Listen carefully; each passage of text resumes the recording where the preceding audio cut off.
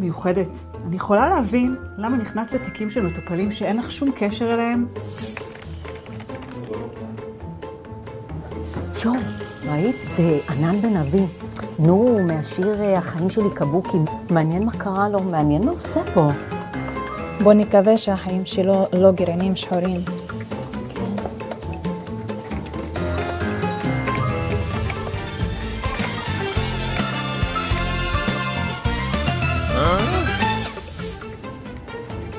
קורלי, תראי, זה אחי וגיסתי, האחיין שלי. נראה שיש עוד אחיין בדרך. האמת שהיא נראתה קצת גדולה ועייפה מהרגיל. מעניין אם היא לקוחה של מאוחדת.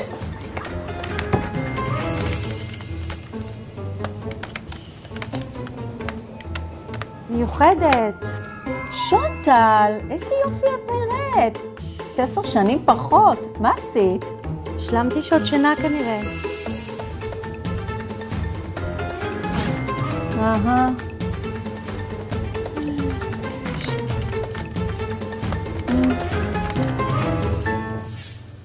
הייתי קצת סקרנית. מיוחדת, את באמת דרמה קצת אחרת. חטטנות היא טבעית, אבל חיטוט במידע רפואי של מטופלים זה עבירה על כל חוקי הפרטיות. זכרו, במאוחדת, פרטיות המטופלים מעל הכל. אין לגשת למידע רפואי שלא לצרכי עבודה.